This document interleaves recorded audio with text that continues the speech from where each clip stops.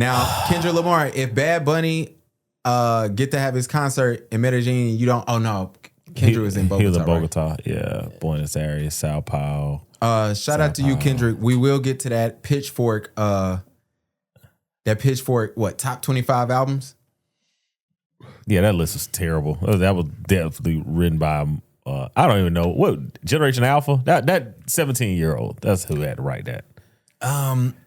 And we'll get to it because it said that their readers got the vote, but somebody pulled up Pitchfork's their personal list of the top 100 albums, and it was worse than that list. It was bad, bro. It was bad, but we'll get to that list. I do want to tell everybody something. I do want to apologize for last week's video. As the production manager here, I don't check memory cards sometimes. And so I recorded to the wrong memory card, and as you can imagine, my computer does not read the right memory card, so it didn't read it, so I had to use some trickery to make it happen. But the episode is still good. It is still up. Shout out to everybody that supported it. Shout out to Charlotte Black Gold. Y'all not a sponsor of this episode, but you can sponsor the next one. Also, before we get started, was that my only announcements? Because I've been working hard, all this stuff that you hear today is from Mike. I did zero research, so if I sound ignorant on the topic, then, skip to the next topic. Send me some topics and you do better. All right, let me find this video. By the way, shout out to Mimi. Shout out to, I saw Marcia this week. She asked how you was doing. Hey, Marcia. I saw her. Oh, shoot. See, people be calling me. I told the dude who I just saw, he know who he is. I don't know if you want me to say your name. But he was like, let me get your number. He's like, I might just call one day in the middle of the pod. I was like, you got to go to the Patreon, big dog. Who is Denver Dentistry? Man, if y'all don't get up off of here, man. What you been up to? Not too much, man. Just busy with work, holidays. It just got cold, so that sucks. Did you see the snow? Well, it will snow here? Yeah, it was what's today? Tuesday? I thought people were talking about snow, but I was thinking it was like Raleigh or in Boone. No, it was snowing. It was coming down there for real, bro. So I go crazy. Outside and I don't see nothing. Ro comes out there and one little flake came down past his face and it landed on Karina's car. And he was like, "Look, it's snowing!" And then he ran inside because he's never seen snow before. Oh. He's only seen it like on TV, the movies, because it snowed the year he was a baby. And I wouldn't take it. He's 3-4 months. I ain't taking him outside for that. And plus, he don't remember. And it's never snowed since then. But I hope that ain't the only snow he got. No. Wait, cold as it is, the snow is coming. Hey, man, you better get something so you can snuggle up to. Hey, we're going to find Mike. We are hosting snuggle partners for Mike. You can come in studio to hug him. We can see how it works. Yeah, we should do that. We should auction you off. How much you think you'll go for? I don't know, like $1.50. No. They're doing an auction. If the ladies are lining up to take you out on a date, how much you think you can get? $1.50. No, you can't. Mike, give me a for answer. $1.50. I think I would definitely clear $1.50. Women don't spend money, man. So I don't know. Women do spend money, but I'm just saying, clean it up. When they're in public, they have to pretend that they don't spend money on men. Okay, but in private, they do. I know I can get a clean 500. No, you're not getting 500 from me. Yeah, you're not getting 500. Mike don't know who is him. I am him. No. I'm getting 500. I'm not getting 500. I'm not getting 500. But we're not having an auction because I do not want to go out, man. I'm focused. I'm locking in on the pod, man. Like I am. I'm doing the behind the scenes work, man. Learning AI. We're gonna get this merch out. I'm locking in here, man. I don't have time for any outside distractions. That's Mike's favorite shit to get off on this podcast. Ladies, if you've heard that from Mike, I promise you, if you send me $250, I'll make sure he got on a date with you. See?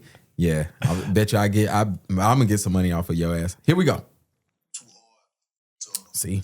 They don't never want to play the right way. Mike gonna tell y'all how somebody broke my director's clapper. Yeah, it did. Still ain't going in. Pause. See, this is why I don't let Ro play with shit. I'm gonna do whatever I gotta do. Here we go. Let's start over.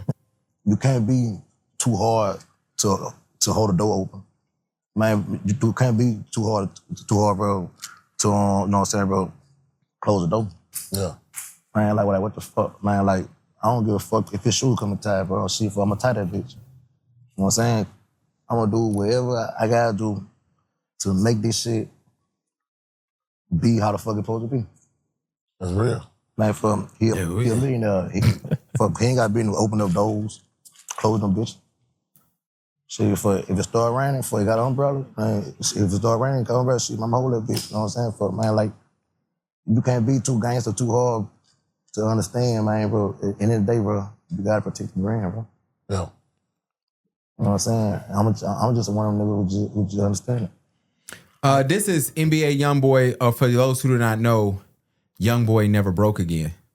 Mike didn't know what NBA Youngboy is. I know it was never broke again. I had to look it up when it first came out. Cause I was wondering why he wasn't sued. Oh, that part. But then I also was like, when somebody was like, Youngboy never broke again, I'm like, but that's Youngboy NBA. Why is it NBA Youngboy?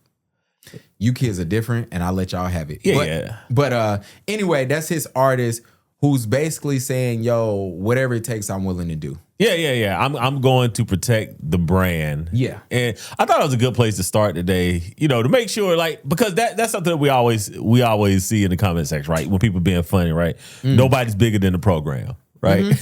And this is an artist that's like, yo, I'm not bigger than the program, right? You know what I'm saying? He's the brand. He's the reason why we're rich. He's the reason why we have access.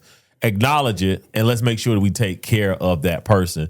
Because we seem to have a problem with that in this country right now. We seem to have a problem with knowing who is number one, right? Knowing who is buttering the bread and saying, you know what? Let's make sure we take care of that person. Everybody wants to be equal to that person. We're going to get there. But then also the flip side is, and I don't know their relationship, but I imagine NBA Youngboy treats him with respect. Yeah, I would imagine so. I imagine so because, yo, let's be honest. We don't know who this dude is. No. We know him because of this clip. But we've seen plenty of artists come up and, yo, I am the baby. I ain't saying that's what Stunning for Vegas was saying, but look, the baby said, yo, when he was ready to go, I just gave him his paper and said, yo, you go do your thing. Yeah. Whatever. You know what I'm saying? We've seen people come up under labels who start thinking, there was a big time where it was a time when Young Dro was more popular than T.I., right? Yes. But look at their relationship now, and you hear how Young Dro talks about T.I., and it's like, I respect him. Yeah. T.I. respects him. T.I. keeps him close, stuff like that. So you kind of understand what's going on. And so I think a lot of times I get, that was Mike, not me, because I did the face on camera. So let you take the blame for it then. Let's protect the brand. Not protected. Look, so it is tough when the person up top isn't respecting you or don't show you no love. But I always tell people, get from under there. You know what I'm saying? If you can't respect the person who's making stuff happen, get from out of break there. away, exactly, and don't disrespect. Well, again, right? I think one of the biggest examples, not to jump to sports and bring up old stuff, right, was probably the Mike Vick situation, right? Like those guys should have looked at the situation and been like, hey, who's taking these charges, right? Oh yeah, you talking about the weed or the dogs? Either. Oh, it's either. You know what I'm saying? Like. Protect the brand, bro. Like, if this is, what I'm saying, if we're not on this guy's level and this is where everything is coming from, someone has to be like, all right, I'm going to protect the brand. Yeah. Right? And whoever this guy is, he's probably going to go far. He's probably going to go as far as NBA Youngboy goes, right? And so if NBA Youngboy goes, beyond, I can't tell you who the top rap people are anymore. I don't know if we have top rap people outside. Kendrick, Drake. I'm just saying, like, up and coming though. As far as streaming goes, rappers, he's top 3. Okay, like he like that. All right, so it's like, if he goes to number 1, right? He becomes the next Kendrick, the next Drake. Then this guy is probably going to be straight. Yeah, facts. Like NBA Youngboy. Well. Should we? All right, I don't want to kill your point. No, go ahead. Wait, you said you wanted to disagree anyway. No. He signed to Leo Cohen and Birdman, so. Oh, I'm sorry. I'm sorry. Like Leo Cohen, owns his YouTube and Birdman do the rest. Oh my gosh. So never mind. I don't know how far. I don't know. Why did we start here? Just cut the whole first part of the pod off, bro. Never mind. Hit the intro, man. Good Lord.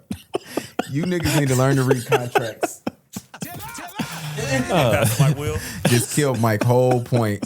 Sorry, dog. Hey, stay behind NBA Youngboy, please. Yeah. Hold on. It's over. Enjoy the ride. Black male and you're in a jam. Hit me up.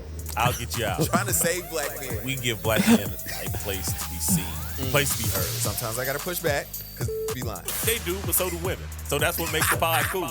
Strap in. It's about to be fun. Now let's begin. Yo, I want to welcome everybody to episode 204, I believe, of the Black Dads Podcast. I don't know if you heard the names, but that is Pastor Mike Will. I hope this week the moniker messed y'all up even more. We love it. We love to see it. Thank y'all for the love and support. I am Gavin B. It is holiday season, so if you are in Charlotte and you need photos, this is a plug. Whenever Mike gets him a side business and he need to promote himself, he can come on here too. Yo, I had a tequila brand reach out to us. They want us to do a taste testing on the show. I'll tell you about it. Yeah. Let's do it. I'm cheap. I'm easy. I'm a slut for promo. Look, absolutely. If you want to promote your brand right here, you can definitely do so. But yeah, man, I'm excited for today. I'm excited. Oh, let me get back to these holiday photos. Y'all need to show up. You know, it's funny. I shot my client yesterday. Shout out to Juliana. She's mad cool. Bro, she said, she was like, the last time I took family pictures, my son was 4. Bruh, he 13 and her daughter's like 8. And I'm like, girl, where you been? Like, you know what I'm saying? So I tell everybody, man, please run out there, come get your photos taken. If you're in Charlotte, come to me or Designs by JK. Don't go to nobody else. Because they can't guarantee that, you know what I'm saying? They can't guarantee what I guarantee. But I guarantee you that this podcast is brought to you by Victory Dental Center. This episode of the Black Dads Club is brought to you by Victory Dental Center, where every smile is a win. Fellas, we know how packed your schedules get. Work, kids, practice, life. Them being out of school for, what was that, Veterans Day? They're out of school every other week. I don't know. Yeah. But your smile deserves some attention, too. That's why Victory Dental Center is open from 7 to 7. Dog said y'all in there getting it. Yeah. And they open on the weekends. They're open on the weekends. They're open late. Might killing my whole spiel. My bad. No, but I want to plug it for the people that's in Charlotte and the surrounding areas, is because he actually stays open late because a lot of you guys do get off work because the banks that made y'all come in back to the office. So he will set your appointments after 5 p.m. and he will go late to get anything that you need. So if you do need to spend that FSA, HSA money, he can get you in on the weekends, Saturday, and he can get you in late. And I didn't mean to cut you off because I know that he has a spill, but that's the biggest thing. And he's a listener to the pod. That's how we met him. He's a very, very good bro. Went to one of the top dental schools, one of the top undergrad. Dr. McDonald is a great guy.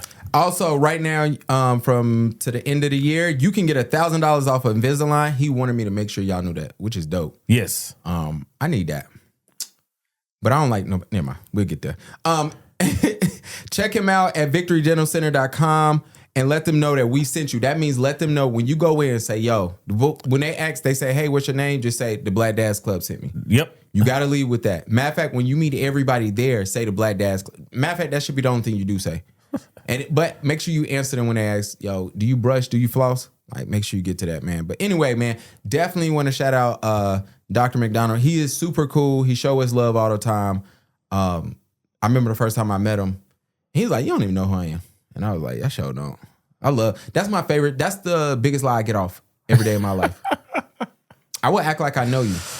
I mean, you kind of have to, though, because you're in a public facing business. So you got to be like, yeah, what's up? Yeah. But then, you know, people, my wife always says, one day somebody going to run down on you. You better be able to recognize them.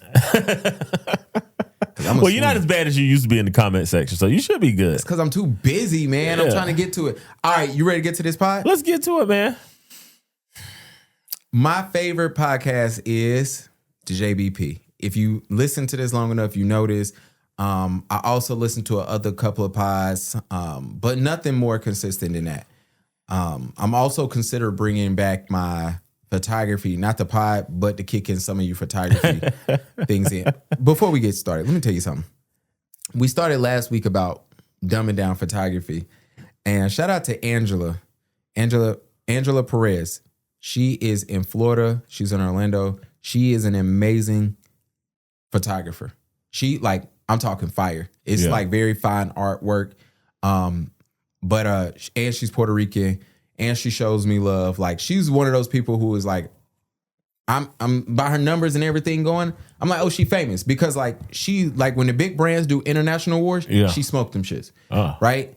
But she DM'd me. She called me one time, like on the pod, and I was like, girl, I don't know how. Like, I knew I was doing something. But anyway, shout out to her.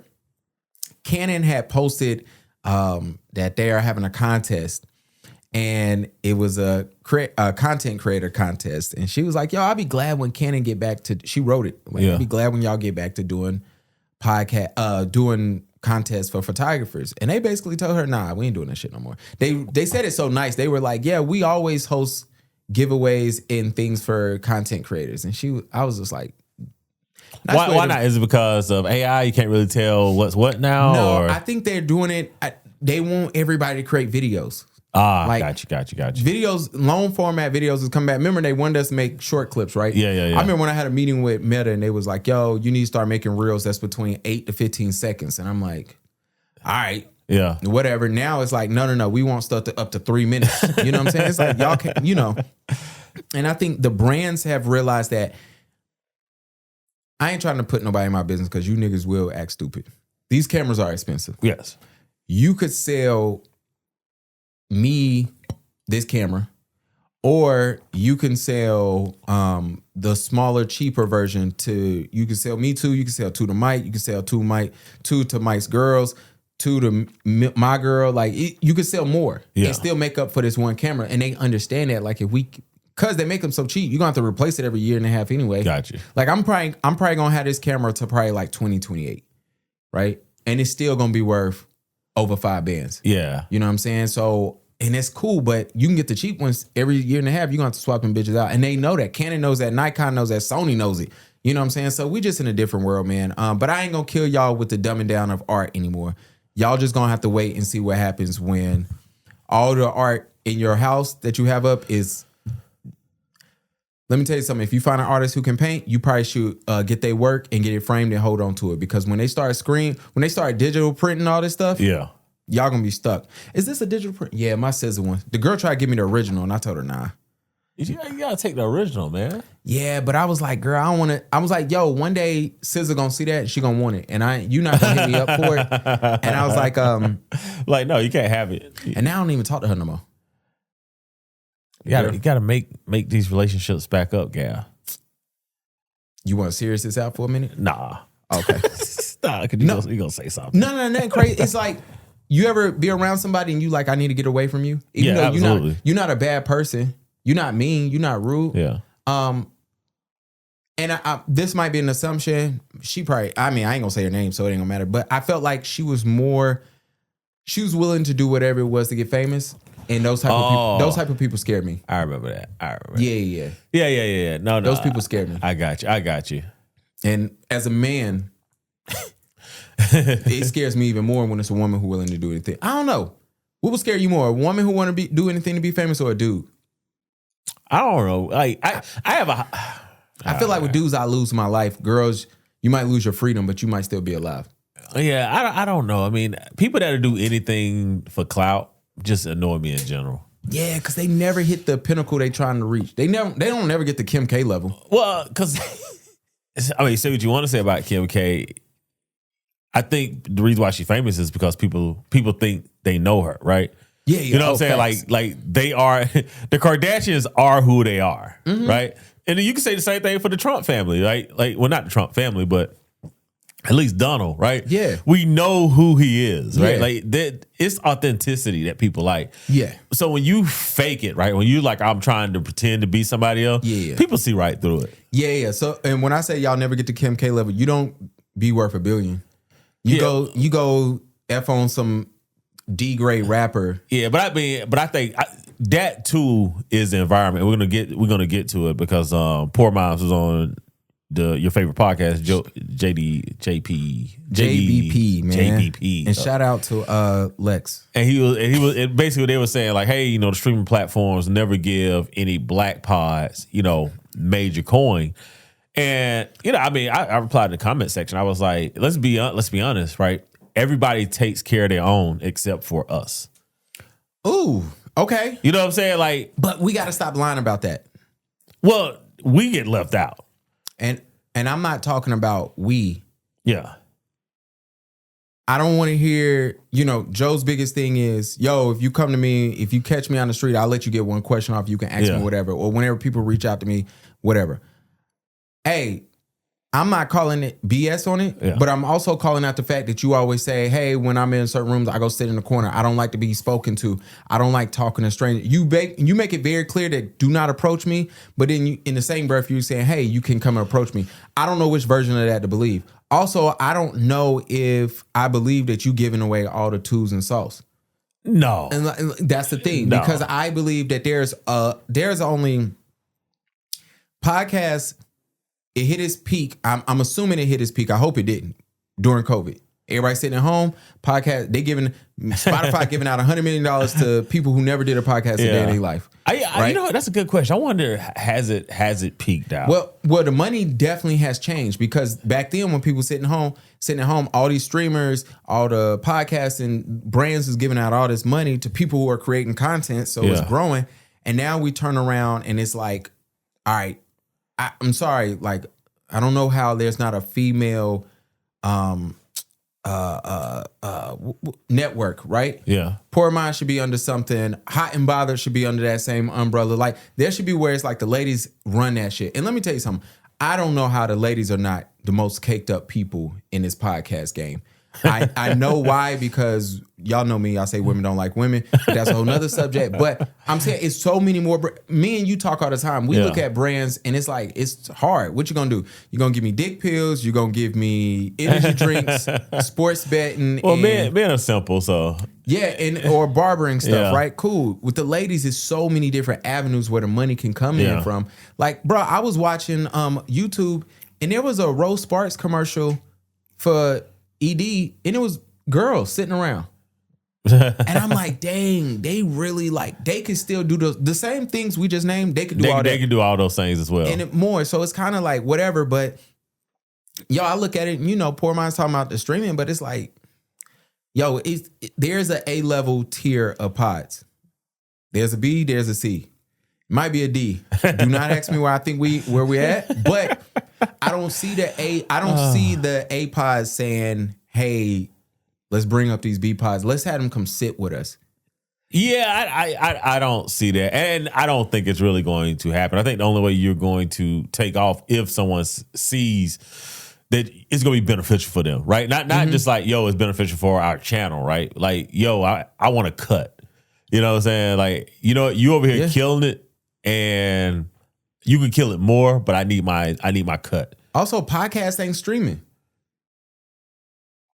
Yo, when academics sit on his stream for 2 hours, he could say that and put it on the pod. Yeah. But he's gonna make way more money, because we know these eyes are right here, now. They are in. That's the benefit of streaming. People like to be able to comment. People pay to comment. You know what I'm saying? So why am I gonna give Poor Minds, I don't know, $15,000 an episode? I wanted us to like get on and stream with Grand Theft Auto, but I mean, I don't think the game is ever gonna come out. I don't know what's coming out first, Roddy Ricch album or Grand Theft Auto, because they both keep getting pushed back, and I don't know, man. That would be cool. A Black Dance Club stream. How many people could play Grand Theft Auto in the same lobby at one time? You can go online. You go online? Yeah, like we could all be on the same. Like we got to be on the same server.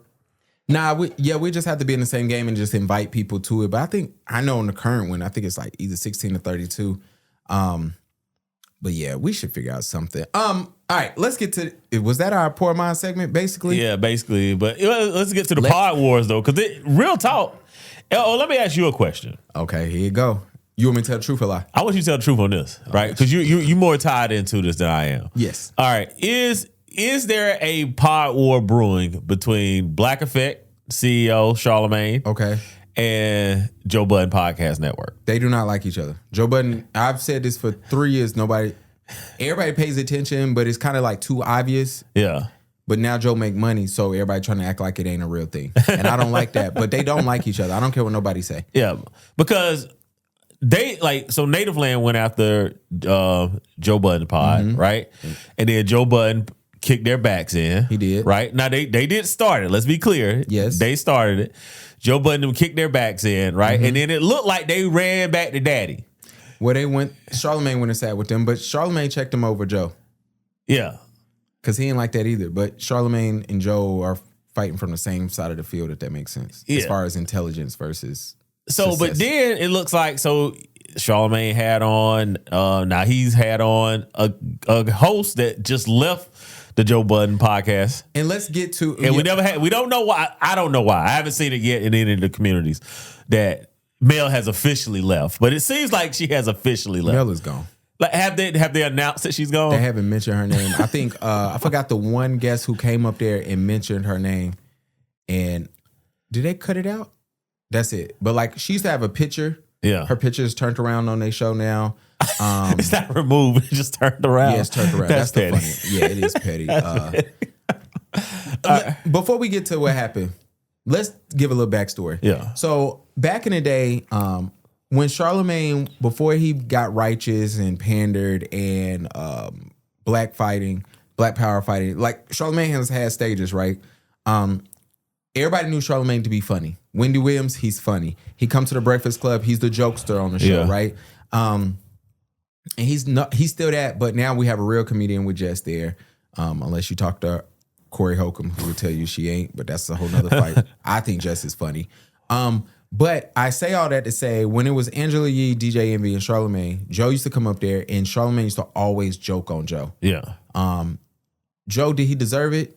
Sure. But I think he was just low-hanging fruit, right? Exactly. You got a rapper who got one definitely smash hit, 2 other songs. So you calling him like, yo, you got a bad career. He's in dating issues. You know what I'm saying? He having all those issues. So it was easy to kick his back in. Well, Joe leaves Love and Hip Hop. He starts a pod. And now his podcast is in the top 3 black podcasts that's out there. And if we're being real, it's Breakfast Club, Steve Harvey, and Joe Budden. And to be honest, the other 2 shouldn't count since they're radio shows. I've only been saying that for the last year. They shouldn't count, but I get it, right? Yeah. But so you got that, right? So now Joe is turning around and, oh shoot, Joe making $20 million a year? Yeah. Definitely the largest black podcast out there. And Joe's thing was, when he was getting his back kicked in, he used to always say, and I was one of those people who's very loud clowning him. He would always say, I'm Magneto, Charlamagne's Professor X. And I used to always say, y'all not on the same tier. Well, speed up, 6 years. They're on the same tier. Yeah. And one of them might be higher than another. But for all intents and purposes, what we doing here, they on the same tier. So Mike is correct. Now, Charlamagne seems to sit with people. Like, I remember when Joe had his first original crew and Charlamagne came and sat with them, and Charlamagne was telling Roy and Mal, like, yo, he gonna burn the bridge between y'all. And I can't wait to watch it. And guess what happened? It happens, right? Yeah. And Charlamagne is laughing. Like, I told y'all what's gonna happen. He told Act, yo, can't wait for Joe to burn his bridge. Yeah. He used to point that out. And, it happens. So Melyssa Ford, who I have my theory on why she left, and Melyssa Ford has done at least 2, this would be the second one. She's done another thing where it's kind of like, Melyssa Ford has been talking about the manosphere and the red pillars and all that. And she kind of hints to my past. Well, we recently know your past as being the Joe Budden. So I don't know if she's taking shots at Joe, but for all intents and purposes, I love to create narratives and live in those narratives. Well, that's the question. Let's listen to her. Hold on. It's these 4 young black boys. I can't remember what the podcast is called right now, but I mean. Oh, you talking about? It starts with a J. Jamming or something like that? Yes. Yeah, they're from Chicago, I think. I love them. I love them because it's just, they take men and brosphere and red pillars to task. And their rhetoric is so respectful towards women, and they just have so much common sense for being so young. So I follow them. I follow Deontay Kyle. I definitely have an algorithm full of men that are, that are allies to women. Okay. But I will also find myself in the comment section of certain things, and it's just. It's very polarizing, and it pulls you. And especially, I've had my own experiences of being around a certain type of a certain group of men who exhibit groupthink. This is the part that I was wondering. Tends to lean very misogynistically. So it has an effect on you. you know, as somebody who's just kind of like absorbing it simply just because I'm a woman and I'm the woman in the room kind of thing. It's just there you go. Now you told on yourself. When have we ever seen Melyssa Ford in a room with just men? It was last I seen was on the Joe Budden Podcast. Joe Budden Podcast. Melyssa Ford, you have always done a terrible job of reading the room, at least on these. I think Melyssa Ford needs to get off the internet. I've said that for a while. Is this shade? And the reason why I asked is this yes. What? Because she started with the young black political guy. I forget his name. Charlamagne said the name, right? Then she went to Deontay Kyle, which has had his own issues on the internet, you know, in the past 12 months, right? And then she goes into the manosphere, misogyny, and now being in the room with men, right? It does. She starts with pods. Yes. She goes into misogyny, and then she ends it with being in the room with men. Now, she did not call any names, right? She signed the NDA. She can't. Yeah. So and I know you signed one. But she did set this up to make it seem like I don't know you signed anything. But if Joe made Mandy sign a contract that he owned, what's the shit? What's the word in there when you in perpetuity? Perpetuity. But yeah. he gave it back to him though. No, they sold. I think he just left her alone because he jokes on her every week. I think it's like, oh, let me keep joking. Didn't Charlamagne also have them on? Well, they on the Black Effect. Yeah, they had her other podcast, or I think she started a new one. She's on there. But if Joe made Mandy sign that, I know he made you sign an NDA to leave. So there's this constant thing. So there's two things that's happening right now. Yes. We are just yapping to anybody that's listening right now. That's why y'all love us. All right. So we have.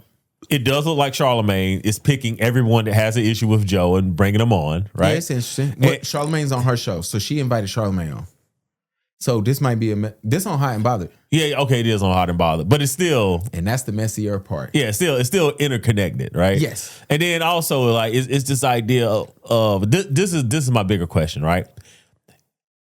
How can we get out of this place of society where if you disagree with a woman, it's automatically labeled as misogyny?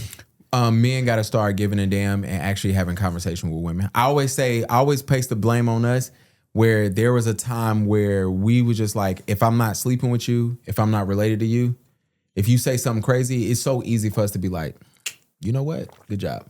So in the last year, I've dropped so many homegirls that I used to be cool with because I'm just like, this is low level thinking, and I don't have to hear this. Yeah, and I think that's pretty much how men are. I don't think there's a way that we can have a conversation, right? Like one thing that I've always said is like, yo, there's no way to defend what someone's pretending, right? Like you can't defend it, right? Yeah. If it doesn't exist, there's no moat I can build around something I don't see.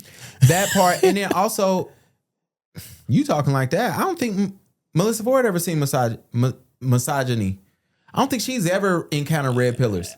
And let me put it like this. Misogyny, sure. Red pillars, I don't think she's ever laid eyes on or been in a room or ran across that content. And let me tell you why. Because if she has, she wouldn't say that those guys who she been sitting with for the last 2 years.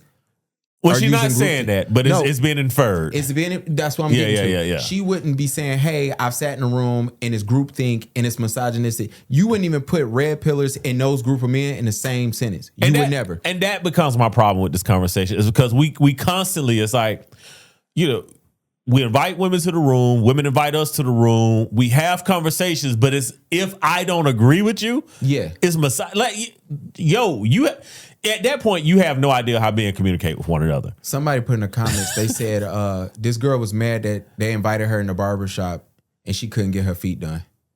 And I laughed my ass off because that shit made so much sense to me, Mike. I said, yo, it makes so much sense. If you want, if you come into men's spaces, right? I can't, like, how many conversations have men had where it's 4 or 5 men? There's a disagreement that is going to happen. Facts. There's going to be one person that is 100% by themselves on the island. Yeah. And there's going to be 2 people that disagree with the other 3, right? But everybody's going to disagree with everybody. Mm-hmm. Voices are going to be raised. You're stupid. Every insult is going to be thrown outside of things that are just way too far, right? Yeah. But every surface level insult, you dummy, you stupid. Where did you go to school at? Should have never gave you money. Like all that is being said. So when you ask to come into men's spaces, right? Yeah. And then you're like, hey, but I don't want how y'all interact with each other. I don't want you to interact with me in that manner, right? That is fair to ask, right? But it doesn't mean that you can receive that. Well, my problem with Melyssa Ford is Melyssa Ford, they treated her like an equal, and for her that wasn't good enough. No, because it has to be, you have to be treated better than, right? Yeah. Like y'all, I can treat y'all this way. Y'all can treat each other this way, but I need you to pedestal me. And this goes back to your point. Melyssa Ford should have sat all them down, or Joe should have sat her down. And some of this is on Joe. Joe should have sat her down and said, do you want to be treated like an equal, or do you want fairness in this situation? The whole thing, right? That goes back to your point. Well, you should have had a better conversation of like, hey, are you going to come and tell us the stories? Or, well, if you're not going to tell us the stories, what's the point of you being here?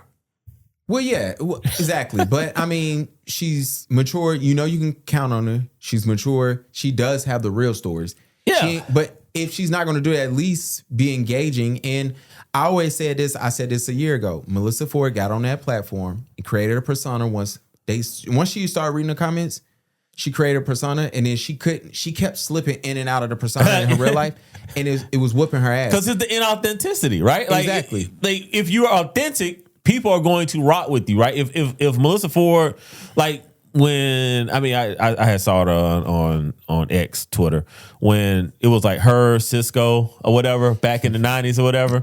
Like when that dropped, you know what I'm saying? Like, yo, if you tell that story, no one judges you, right? Because to be fair, you are nearly 50 now, and that did occur when you was in your 20s. Well, that's that persona. Yeah, so it's like, yo, if you tell us the story and you just like, yo, let me tell you what happened that night. Bro. Right? You ain't got to tell us everything, right? But if you just be like, yo, man, that night happened. This is what happened.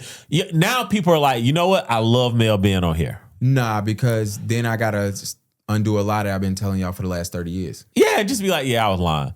Like, bro, I came on this pod and I said I was celibate for like a year, right? It was clearly a joke. Oh, I didn't know that. It was clearly a joke. You know how many years ago, right? Like, it's like, yo, it's not real, right? It's like, it's clearly a joke. So like Mel, like, but when Mel do it, right, it's like, it's not really a joke. Like she's saying like, yo, I'm hands off. I'm this businesswoman. I never did anything, blah, blah, blah. Right. And then, like everybody's just being quiet. Right. And to be honest, everybody's being quiet because she's a woman, because if that was a guy up there lying like that. Yeah. Everybody in the comment section be like, man, bro, I know you. Yeah. Facts. So like, no. And let me circle back. I will say this again. I don't think Mel Ford has ever ran into these red pillars because Mel, I don't know if you know, them dudes ain't trying to have a conversation with you. They have a place where they think you belong, and they are very aggressive in letting you know this is your place, this is where you belong, this is where women belong. And I don't know if you've ever seen like Fresh and Fit really talk to women. Yeah, those are red pillars. They not talking. Yeah, they screaming on you. They being almost like it's abuse at this point. Well, I mean, it's a lack of discipline, right? I mean, and that's most red pillars. And to your point, with her, she's never really experienced because she's always been treated at this place of privilege. Like Mel has been popping her whole life. Yeah. You know what I'm saying? Probably even before, college, probably even in high school, right? She's been popping. So she's always been treated, in this manner. And it goes back to the quote about supremacy, right? Like equality feels like oppression, right? When you've always been ahead of everybody else, right? Yes. So I think that now that Mel is running into where she's actually feeling equality, right? Yeah. Like she's never had equality. She's always been the it girl. Yeah. Right? Like from probably 18 to probably in the last decade. Yeah. She's been the it girl. And now she's probably not the it girl as much for a myriad of reasons. Yeah. Right? And it's like, well, now, damn, this equality feels like oppression. Yeah, dude. And I feel for her because this is what's gonna happen.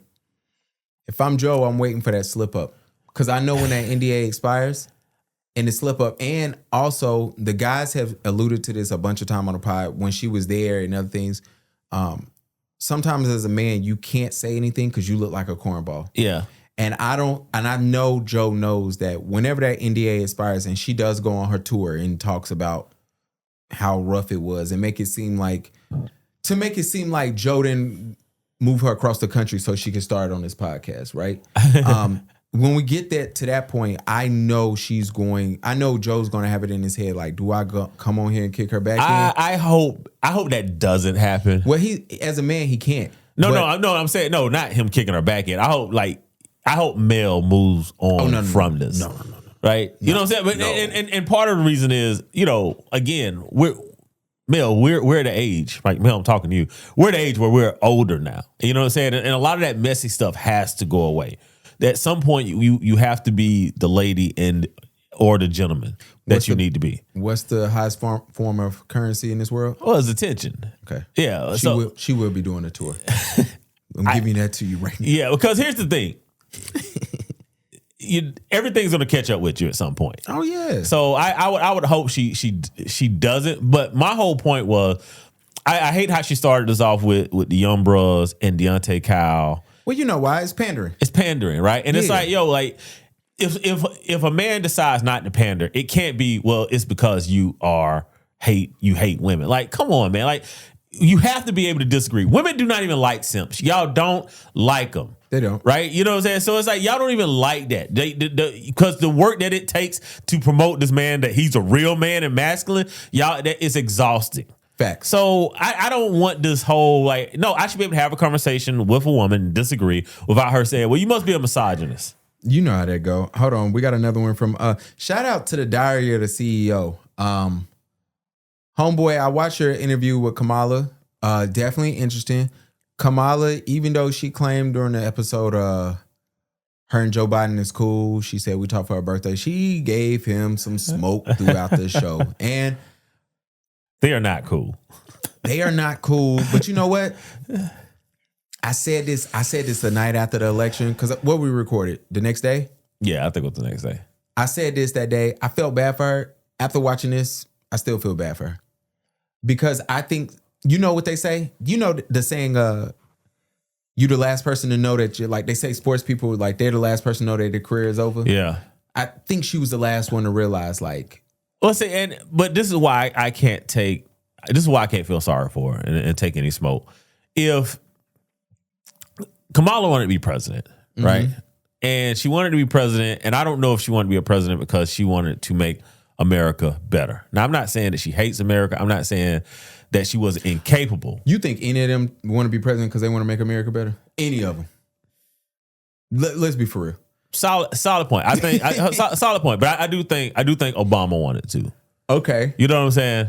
And here's the thing. I do think Joe Biden ran out of a patriotic duty. You know what I'm saying? To try to get Trump out, right? So I do think some people do run for the right reasons. Now, I think sometimes when people run for the right reasons, they don't win. Right? I think John Kerry is a good example of that against Bush in the early 2000s, right? But if Donald Trump was the issue that you was trying to uproot, right? I think her and Joe Biden, I think neither one of them gave a damn, and they both did what they wanted to do, right? Okay. And that selfishness is why we are where we are today. So that's why I can't really feel bad for her, because you can't tell me that Joe Biden did not do this on his own. You can't tell me that he sat around with a bunch of DNC strategists and was like, well, who could beat Donald Trump? I don't know, the chick that might be Indian, might be black. Yeah. You know what I'm saying? Like, well, in a country that hates women while the country's moving to the right, let's run her, right? No way they said that, bro. But me and you sit on different sides of the field. I don't think they had a choice. There was nobody else to run. They absolutely had a choice. You who else could they have made run? You go to the DNC and you open it up. You do look, first off, you already did something that's different, right? Yeah. So you just do something that's different that works better, right? They had Mark Kelly there, right? Gavin Newsom wasn't ready then. He wasn't ready. And I don't even know who Mark Kelly is. And I know the rest of the country don't. Well, I mean, but you didn't know who Kamala was prior to her becoming senator in California. But that's 8 years ago. Nobody knew who the attorney general of California was. Yeah, but that was 8 years ago. We had 8 years of knowing who she was. No, but that's what I'm saying. So it's like... So I don't know who Mark... I'm just being real. I don't know Mark Kelly. Mark Kelly wasn't getting up there and running. And that they're going to say like, hey, here's somebody who... This is why you open it up, though. And like...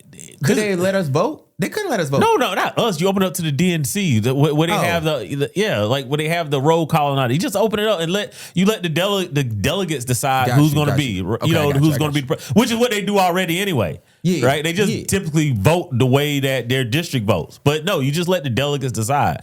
So again, for Biden, it was a win-win for him either way, right? She runs and she get mollywop. I told you so. Yeah. She runs and win. I put the first, black woman in the presidency, right? So for him, it was a win-win, right? Which again was a selfish decision for her to run, right?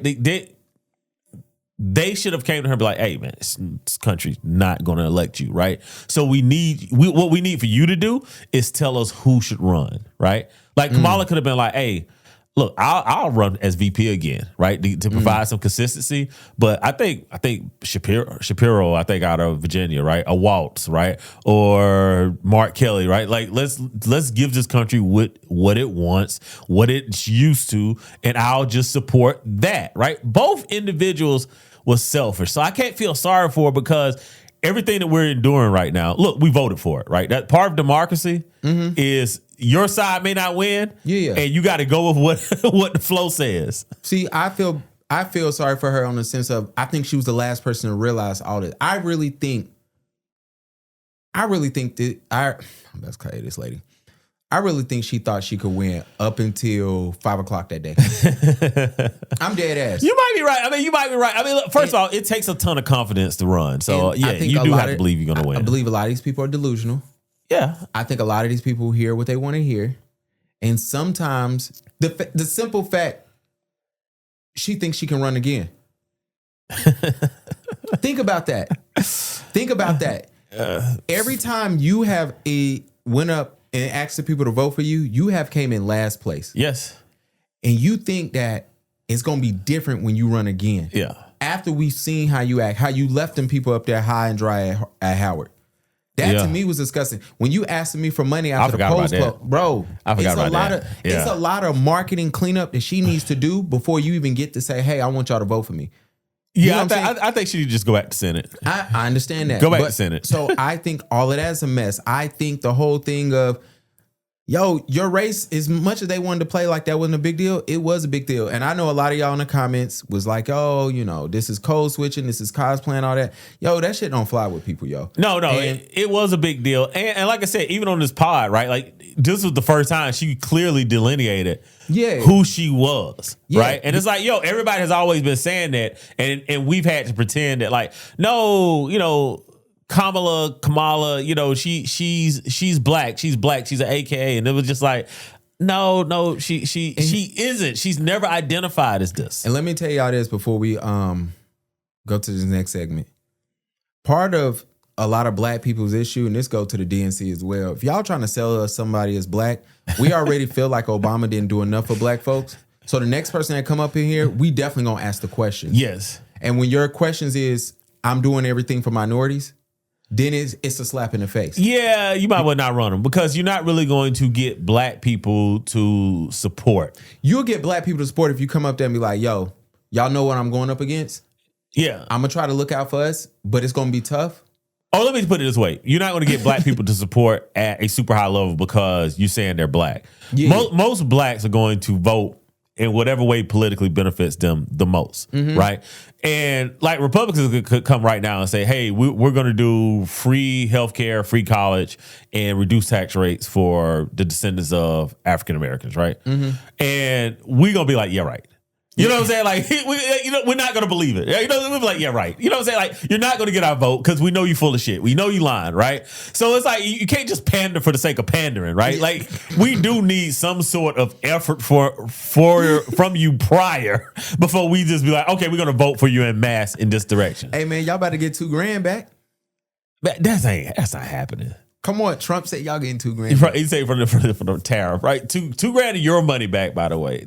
And he said groceries is down. I can't tell, bro.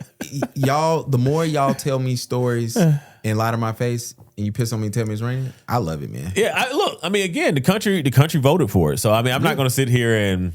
Like, he won the popular vote. Like, you can't even be like, oh, dude, look, Taylor college sucks. Like, no, he won. He went on the podcast. He won it all. Kamala, the fact that you ain't going on a podcast, you thought Charlamange was going to get it done, something else. But shout out to Charlamange, that's South Carolina. Hold on. Oh, this your boy. I don't want to play him just yet. I was about to play your boy. Hold Matter of fact, let's play your boy, man. Let's play him. Let's just do it. We're taking a look. Oh, and shit. Trump just popped up on my thing. Hey, Jay Gavin, we're gonna play your boy and then threw Trump on there. See how you doing me. Hold on, here we go. What's up? He don't want to talk. Thank you for how you provide for this family, protect this family, love this family, come home to this family, do for this family, be for this family. That woman turns into a little girl with pigtails, short skirt, and pom-poms. That man turns into a little boy, either playing basketball or hitting the t-ball. We have a little boy in us that wants to be celebrated, that wants to be cheered. And when we get it unsolicited, it hits different. It does. It hits different. Every man has a little boy in him that needs to be celebrated, not just once. No, stop it. Stop right here. All right, this is all. I'm going to tell you guys this. I need y'all to get rid of this. There is a little boy. There's a little girl. Everybody has trauma. Do not come to me with this mess. For one, the whole little boy ideal, the biggest person on that was Sigmund Freud, and he had a student called Carl Jung. They're called Jungians. You can go Google this, look this up.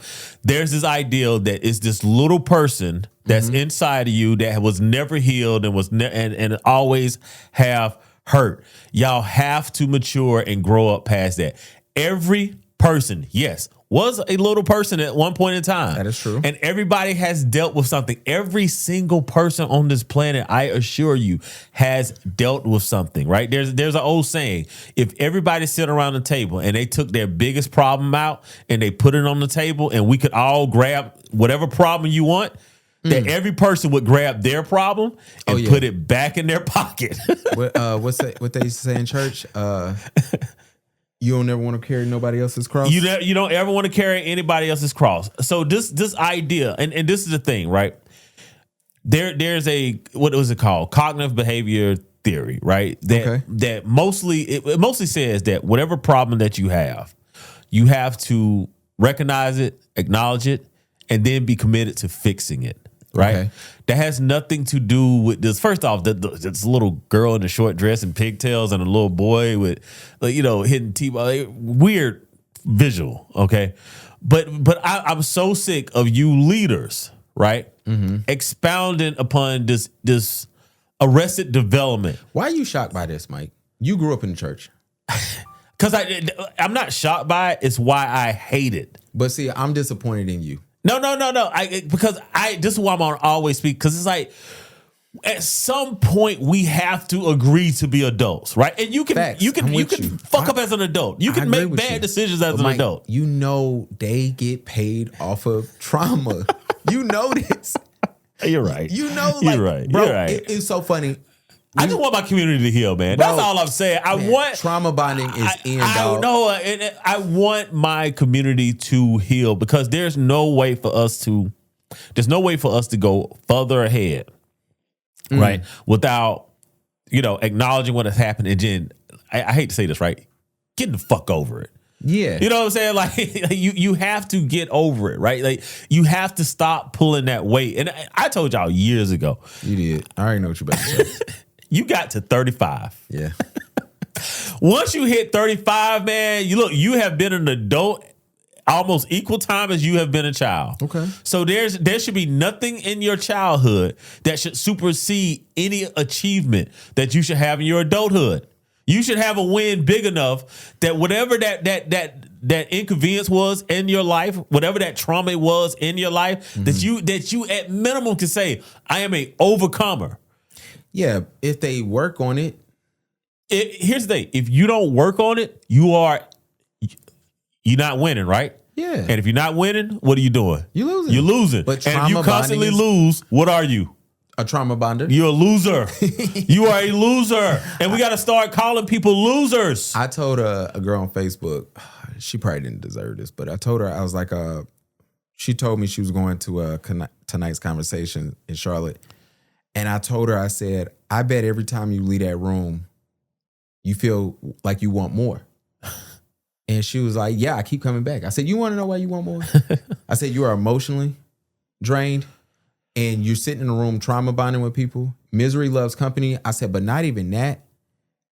I said, when the people that monetize off all of that take the money from you it, and you feel like you got to get them some more to get fixed. I said, that's the real tragedy that you ain't realized it yet. I said, not only did they strip you of all your emotion and energy, they took your money with it. Yeah. And a lot of times people understand, churches do this, they be monetizing off of that. And sometimes people in their relationships, like, look, I always say this. I every time I got in a relationship, once I saw that trauma was more important than you than us, I'm out. I have to be out. But and the thing is, look, I'm not sitting here bashing people that have dealt with trauma. Okay, I don't want anybody to think that. Shout out to y'all. Because again, I mean, all of us have dealt with something, right? But I don't want to minimize anybody else's pain. But what I do want you to recognize is that once people healed, they can't interact with you the way that you want them to interact with you, right? Because they're fine, right? People that have just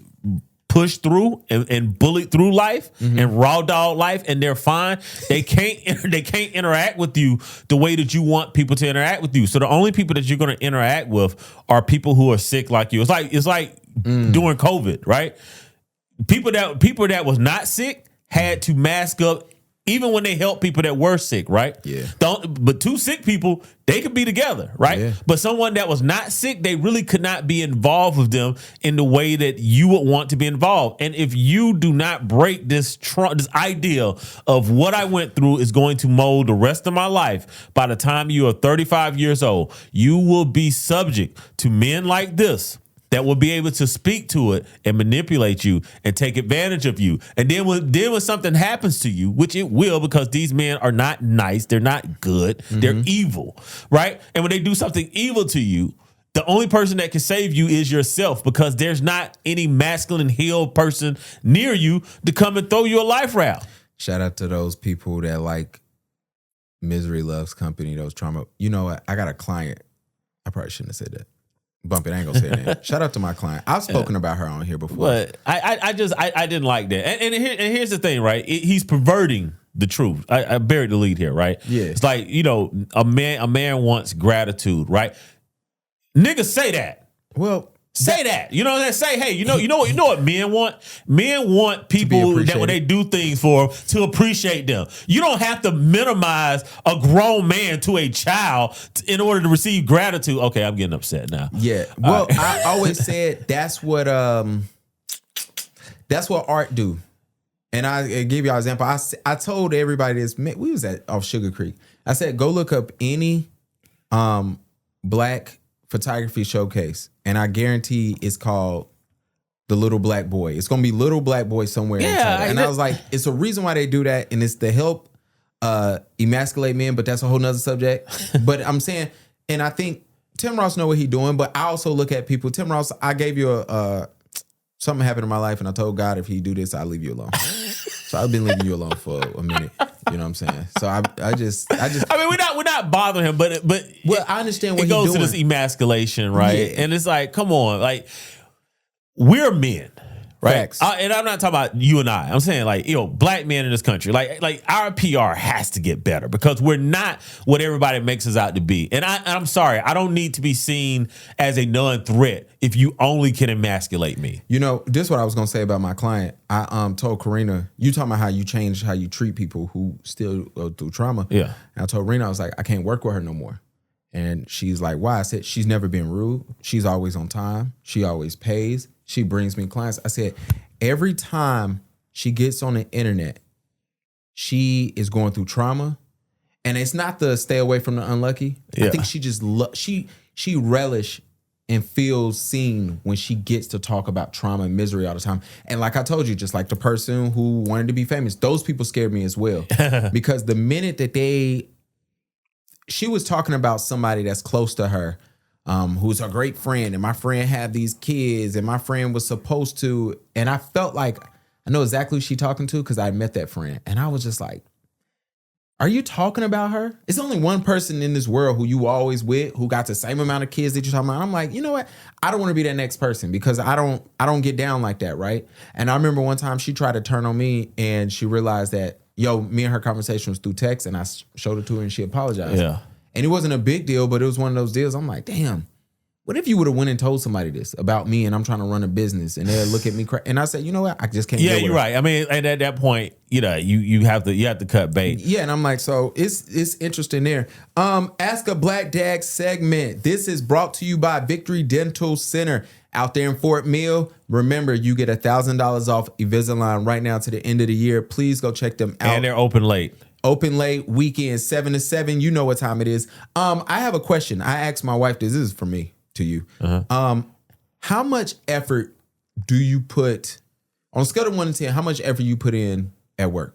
So 6. Okay. Yeah, 6. Is it? Could you get more? They don't pay enough. So I've been asking people this. And my 6 is like better than everybody else's, by the way. Like I'm like every metric, I'm the top in it. My next question is, did you get burnout somewhere else? And you said I'd never go over this number. Absolutely. And it happened. Yeah, it happened. Because at some point you think that it's funny. I was actually talking to my brother this morning, and Shout out. he was asking me about work, whatever, and I was just like, you know, I said one of the things that I realized about a job decades ago was they're never going to pay you enough to be happy. You know, because that defeats the whole purpose of you having a job. True. Right? That it doesn't mean that you hate your job. Like I don't love my job. I love what I do. Like moving into the HR space in career coaching, and I love that. I would do this for the rest of my life. I probably would never retire. Yeah, you know what I'm saying. So I do love what I do, right? But it is one of those things where you understand is that, bro, a job's position isn't to make you rich. Yeah, right. It is not. It's not even to retire you anymore, right? You used to get pension 100 years ago. Yeah, they don't even retire you anymore, right? A job's role is to, you know, extricate resources from you and give you a check at the end that's just enough for you to come back next week. Yeah. So, you know, when I say like, yo, I'm giving a 6, right? That doesn't mean that like, yo, I'm doing nothing, right? It means that like, no, I've worked the job, right? When I was young, and I mean, I'm talking about I was like, I mean, I'm still the best. I'm an excellent worker. Yeah. But it's like, yo, I mean, I'm talking about I'm going above and beyond. I'm like, I want y'all to see me. I was like 24 years old. And you couldn't have told me that I was about to be like the district manager of like, because back in the day I worked for a cell phone company. And you couldn't have told me that I was not about to be, because I was literally number one in everything. I was great at everything. And but I was a young urban Black kid. And that played a part in them overlooking me. Like when I say urban, I mean you think this is, if y'all think I'm country now, if y'all think I'm hard now, like I promise you, the guy that was doing everything he could to not be in the streets. Yeah. So he went into sales and he went into cell phone sales and was able to make really, really great money back then. Yeah. But all his boys was not in cell phone sales, but they was coming buying a bunch of cell phones from him. I assure you, like, it played a part where it was like, yo, I'm doing all I can to try to differentiate myself. And guess how I'm being viewed? I'm being viewed like my homeboys, right? They still see me as that. So, I mean, that kind of just taught me a lesson that once someone has an impression of you, it doesn't change because you do more. It doesn't change because you do better. So you do a good job because you want to do a good job. Like I mean, if you ask me on this pod, like on a scale 1 to 10, it's a 5. It needs to be a 7. Oh, I told Karina, I told her I was doing like a 4 here, and she was like, all right. So me and her was talking, and I said, she asked me about me. I said, I think I do like a 6.5 with work. Yeah. And I said, unfortunately, I need to be at a 9. Yeah. Because I work for myself, and if I can, I told her, I said, if I can get there. Then I told her, I said, you can get a new house in a year. Yeah. And she was like, damn. I was like, yeah, if I get there, but I have to. And I said, and it's hard, man, because you got everything else. What you said, work, life, woman, right? Like, yeah. And you got to try to hit, like, one of these are going to take a hit, right? And it's like, which one can take a 6, right? But the other, to your point, right? The other one has to be a 9. Yeah. And so I told her, I said, I give the most effort to her and Ro. Yeah. And I was like, and I make sure I'm there as much as I can be. In like, you know, now I feel bad because like today, she got a meeting. Yeah. The meeting is at the school she's trying to get him in. So she got to be there. Yeah. You know what I'm saying? I got to work. So I had to call up my sister-in-law. I was like, yo, can you just watch it for 90 minutes? Because Mike, off mic. Yo, yesterday I had him in there for a 30-minute shoot. And he did not make it. Filling all up on my client, Mike. Hey, man, he's a boy. I said, get your hands off this woman. Yeah, he's like, hey, man, I'm cuddly. I'm cuddly. And so like it was that. And I'm like, yo, can you do this? Because I ain't got time. I can move. The shoot go faster if he ain't there. Yeah. You know what I'm saying? Every time I bring my boy to a shoot, the girls want to talk to him. They having fun with him. They asking what he want to eat. He asking questions. Yeah. You know what I'm saying? But I was like, I can't do that. And then it's like, I told her, I was like, yo, I feel like I do a 4 with the pod. And I was like, here's the list of stuff I know I need to improve with the pod so we can get, because I'm like, and I told her, I'm like, if I can give a 7 at the pod, yeah, then I can literally go back to doing a 5 for the photos. I said, then we be out of here. Yeah. So it's funny like that. And then I asked my boys these same questions. You know what everybody said? What? My girl and my kid get the most effort. That, yo, the best I probably can give at work is this. Yeah. Because going back to your point is, who can take a 6 from me? Exactly. Where can I give that 6, right? Because dad, you know what I'm saying? Like, that has to be a 8 minimum. And I feel terrible, right? And it's like, that's like the minimum, you know what I'm saying, that I can give at dad, right? You know, if I was to date a woman, it's like, I can't right now because you're not going to get past a 6. $200 if you got it. But I mean, if I'm being honest, you're not going to get past a 6 when it Mike, comes to dating. I'm trying to get 250, so you'll give him a 7.5. 8. No, you're not going to get past it. You know what I'm saying? Because it's like, yo, so much of life is pushing through and muddling through. So I don't have a place where I just have completely dropped the ball, you know, at this point. So unfortunately, yeah, those 6s are getting. Hold on. Look how thick my client is yesterday. That's who he was. Yeah, he was playing. He was playing. He's like, mom about to be out of town too. I ain't gonna be able to get no hug. Dad got them skinny hugs. Dad got them bony hugs. Shout out to my boy, man. Stop coming to my room every morning. Yo, I want to say this. Thank you. Thank you for believing in me, giving me the opportunity. Nobody has ever came to me and asked me to help on a political campaign. I will say this. I think the fella who shoots, I think he shoots, I can't remember if he shoots AOC or Bernie Sanders. Their photographer, their campaign photographers are some of the illest photographers of all time.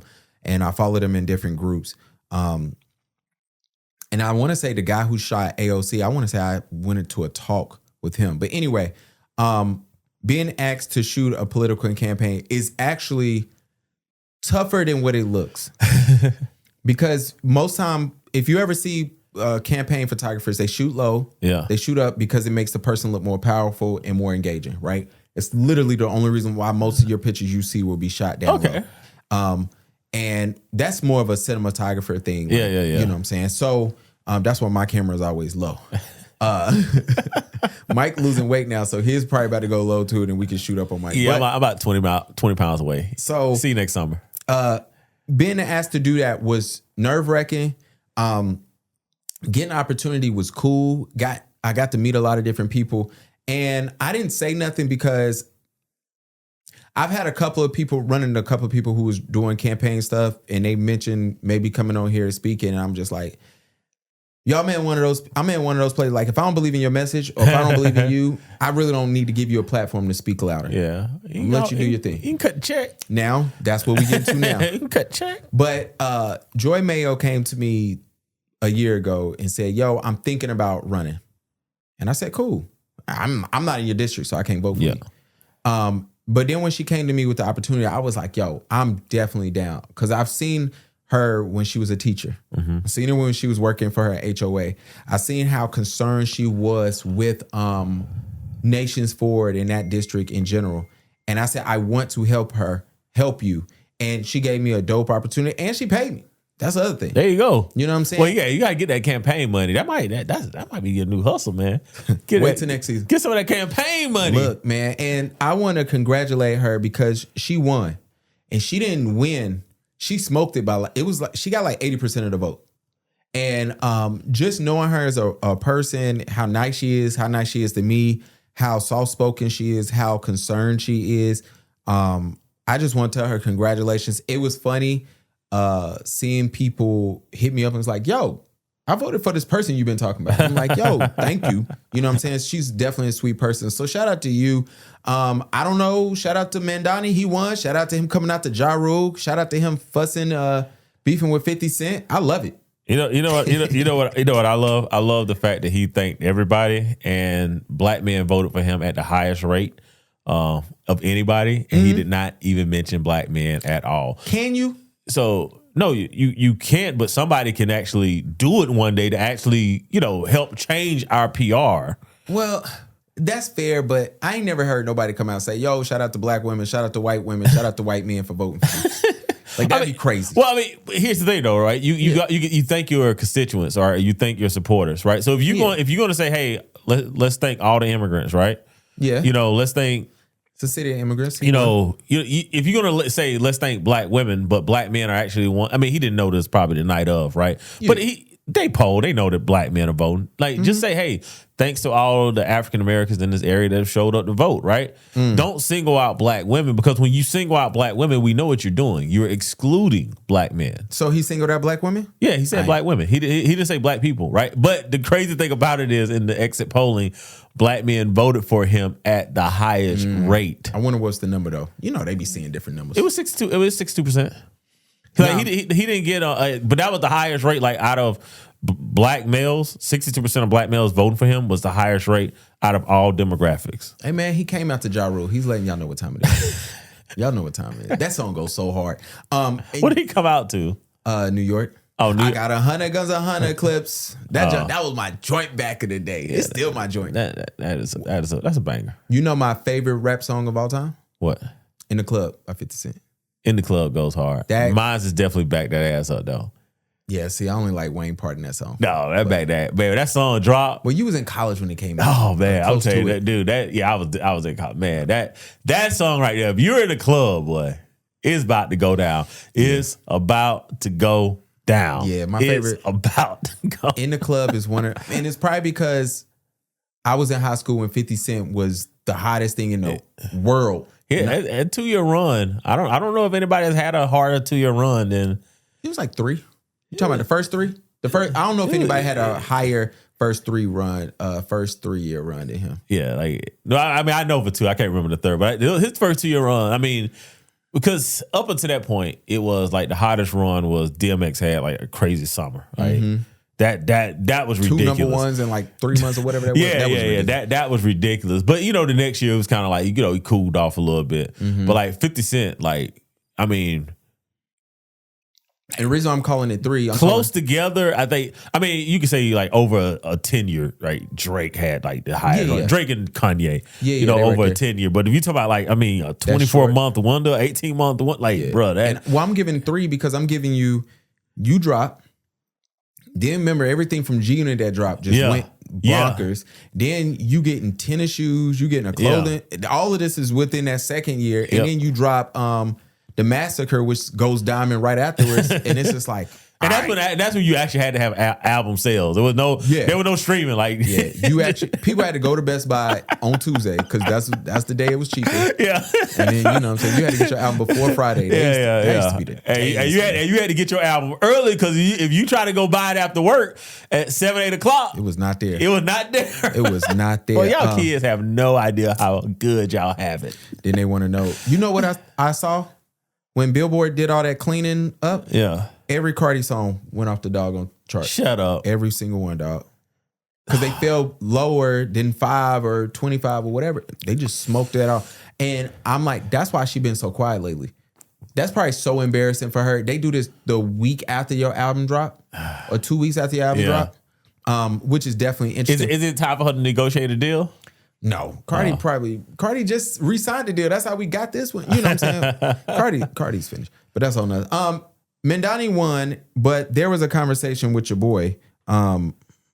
We still waiting for you to come on the pod, buddy. We led a movement to abandon Kamala Harris when democracy was on the line, and now we're hypocritical for not supporting you today. Bakari and I'd love to see what you're looking at, but there's nothing that I've found that said that he did not support her. He did not publicly support her. I don't know of an effort that he led to go against Kamala Harris. 2024, he urged voters to withhold their vote from Joe Biden and Kamala Harris. Is that he cast a blank ballot, the Leave It Blank campaign in the primary system. As a matter of just clarity, he was a part of the uncommitted movement movement. He did leave it. I gotta believe this man's word. He went on with Clay Kane and he talked about supporting Kamala Harris. We act like if we only agree with them 75% of the time, then there is a no-go. And that is so dumb. I don't like to say dumb, but that is dumb. Dami did piss me off. Shout out to Angela Rye. So pretty. Now, Gav, you can't say that when you're about to disagree with her. I'm about to disagree with her. Oh, Here's the thing. Angela loves kicking in men's back, but for some reason she don't want to kick in this man back right here. That was the first thing that I noticed here, because Bakari dropped straight facts. Okay. Bakari was like, nah, he led this movement. He did not support Kamala. And for whatever reason, right, Angela is just like, it's almost like this unwavering support that black women have with the DNC. Okay. And whereas black men are like, hey, I'm going to vote left, but there's an accountability that the left is owed. Okay. Right. And with Angela, she's just like, nah, I mean, if a socialist want to come in and be a socialist, in that sense, that's what the DNC far left wants, I'm going to support it. I have a problem. I have a problem with what she did there after Bakari dropped the receipts. Well, they killing Bakari in the comments telling him he's wrong, so I don't know. Well, of course they are, because Native Land is a pod that was Angela. It wasn't Tiffany in the beginning. Who was it? It might have been Tiffany. Angela, Tiffany, and your boy Andrew, right? Shout out to him. Shout out to Andrew Gillum. Right. And if we look at this, right, that's a bunch of sassy people, right? Okay. Bakari doesn't come on there as sassy, right? So your fans want sass. Well, they saying he wrong. I don't know. Well, here's the thing. He can't be wrong if he's saying these are what he supported. Yeah, but nobody knew who Mandani was a year ago. It doesn't matter if that's what you support. Well, here's the thing.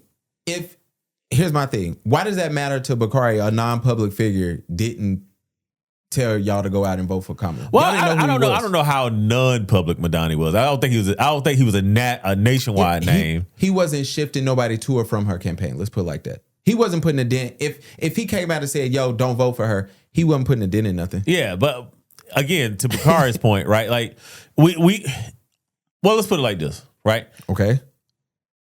It seems like nobody has to deal with their track record, and we've talked about several people today on this pod that no one has to deal with their track record, except it seems like black men.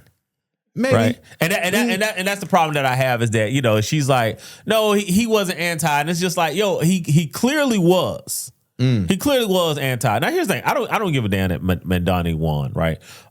If y'all want to change legislation, same way I don't give a damn that Trump won, right? Trump's not the problem, right? It's the ideal around Trump. That's the problem. It's the MAGA shit. That's the problem. It's not Trump. Like Trump is exactly what I expect a super rich kid from New York City that could not get an Ivy League to be, right? He transferred Ivy League. He went to Fordham, right? But he's exactly what I would expect that individual to be.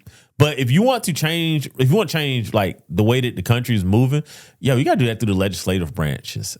And one of the things that I hate is that when a Madami wins or a Trump wins, we try to be anti the executive branch.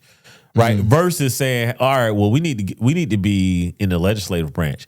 The only thing the executive branch does, whether it's your mayor, your governor, your president, is that's the barometer of what the temperature is, or the pressure, right? I'm gonna use the term barometer. That's the pressure that's going on, in your society at that time, right? Yeah. High barometric pressure is sunny skies. Low barometric pressure, a storm is incoming, right? So when you have low life candidates winning, right, that is a storm that's inbound. Yo, I will say this.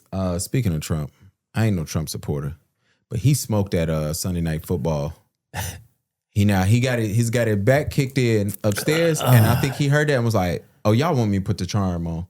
Let me come downstairs. Let me go to the booth." And when he went to that booth, he smoked that.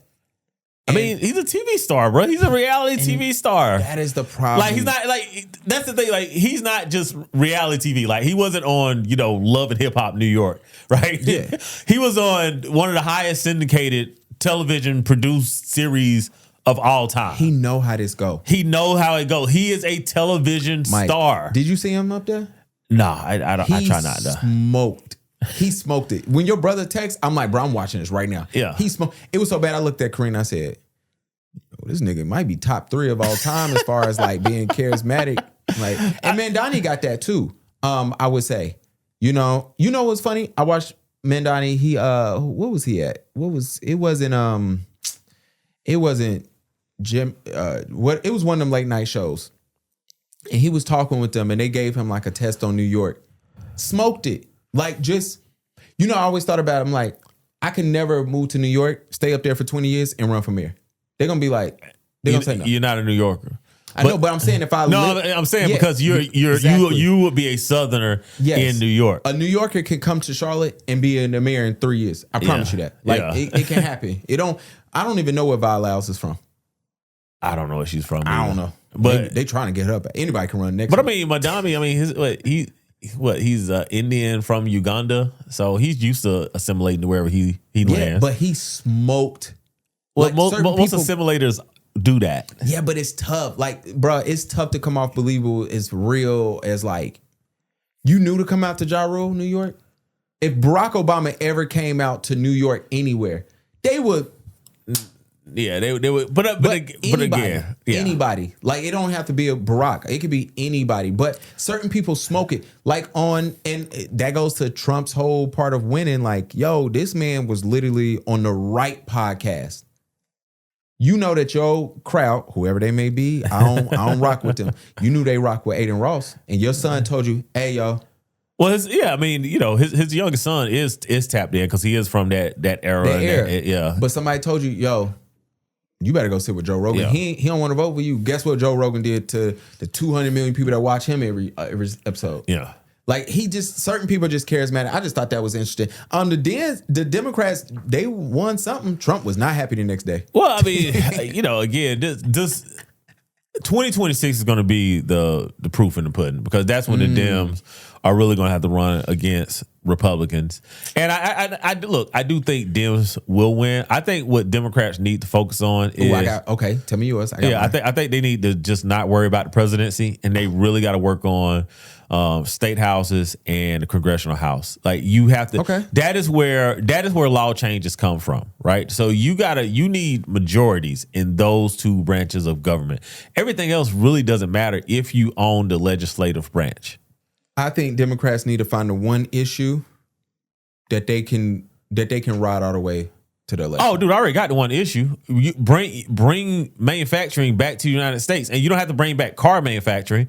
Bring back cell phone microchip technology manufacturing. I don't think I'm talking about the one issue that you could say, yo, I'm going to round all my people around this issue and let's run with it. But you do it, but you bring it around wages, because there is a wage problem in the United States. Yeah, so maybe your issue is wages. But the thing is, Democrats always do this, is that when you run off of wages, then Republicans be like, well, where are you going to get the money from, right? You're going to lose jobs, right? Okay. Yeah, which is true, right? Like, you're going to lose jobs, right? What Democrats have to do is Democrats need to find the jobs and say, hey, we're going to create the jobs, right? If you create, never doing that. We passed that. No, but you have to, though. You can still do it. This country needs infrastructure, right? Like, there's no reason that we do not have any decent light rail in this country that extends beyond 100 miles. Yeah. None. Zero. Yeah. Like, zero. You're not going to be able to go up in front of people like, hey, we want to all get everybody in our party. You can if you say, hey, when we go to these community colleges, we're going to bring up these programs, and the average starting wage is going to be $40 an hour. Yeah, they not going to do that because they know it's going to be 20 instead. Like, there's certain lies that we know we can't get off. Dude, Republicans are what's the big lie that they're telling right now to the people that they're buying up, right? Like, even the idea of them. What was the lie? Yeah, even the idea of them saying that they're not anti-education, right? Like, because that's what I'm arguing with people right now. I'm just like, yo, y'all are the anti-education party. They're like, no, we're not. But see, here's the thing. That's not their big thing that they all go around. Well, their big thing is taxes, right? That and taking the country back. Yeah, right. And it's like, even with taxes, right? Like, the tariff is a tax, right? The tariff is a tax on us. So they're anti-taxes, right? But all of us have just had to pay more taxes. Yeah, but their biggest thing is it's the taxes, but it's certain. All right, they fight around taxes. Cool, got it. It's a certain more of their party won't even be affected by the taxes. But you know what they're telling those people, the majority of those people that's voting? Yo, you need to take your country back. That is their main thing everybody grabs around. So Democrats need to find a thing that they don't, because there's too many tribes in the Democratic Party. Absolutely. Well, it is. So I understand that. But you got to find, you have to, it ain't our job to, it's their job to say, hey, this is the one thing that everybody, because what was it for Obama?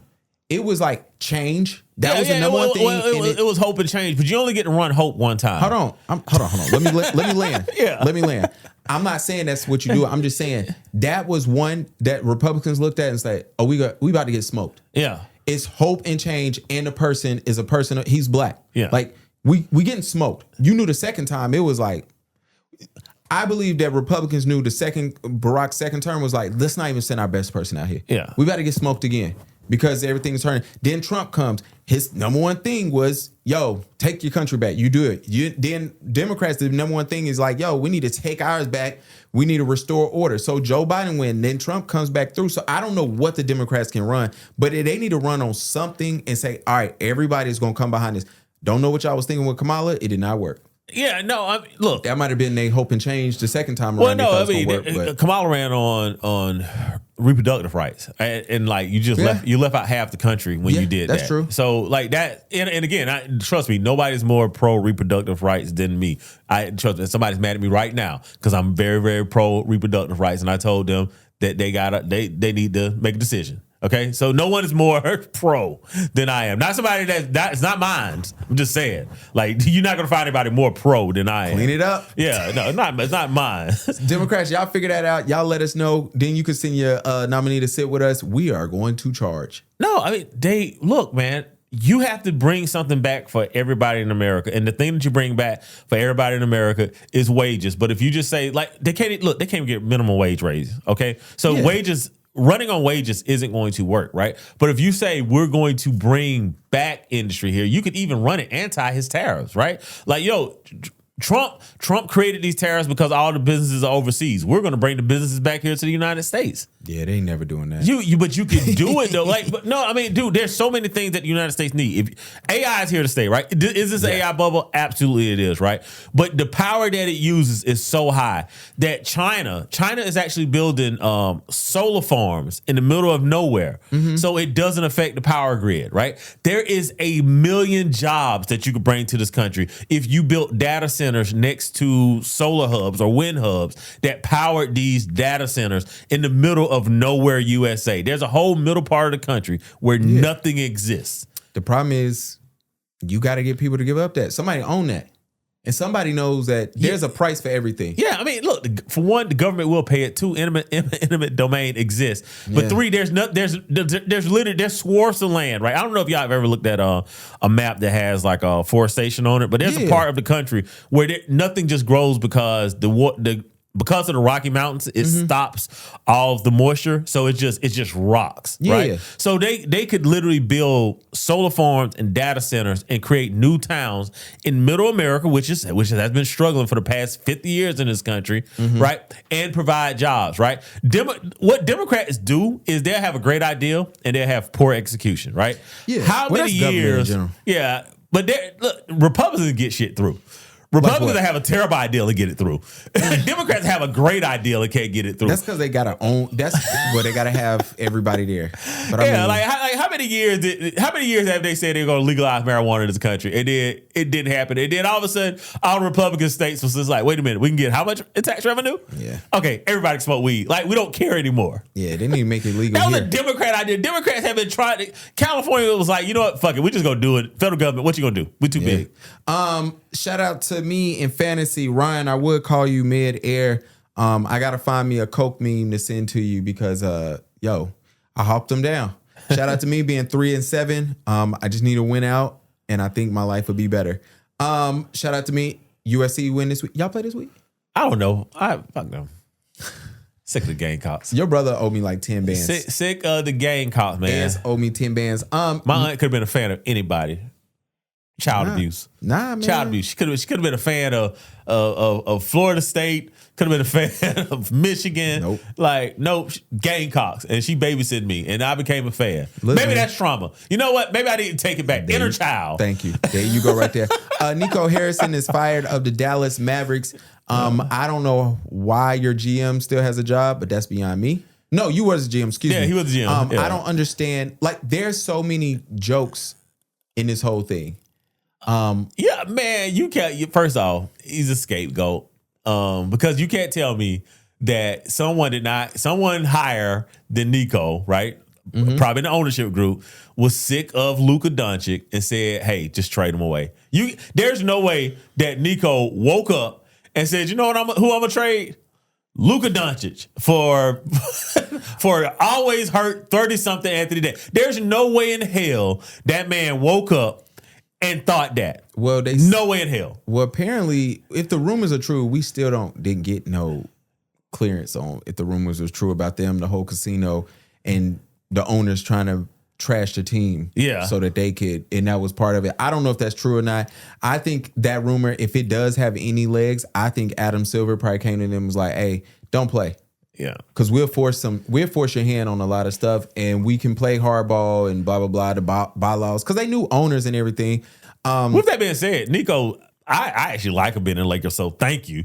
No, bro, they showed his list of people he got and just sent off, and what he got in return is like, yo, and that's what I'm saying. Like, that shit's from the ownership, bro. Like, don't sit here and tell me that Nico, this guy is that much of an idiot. He's not. His owners knew. Ain't it the wife of somebody else? Yeah, I don't know, but it's like he's the scapegoat. You sent Brunson off.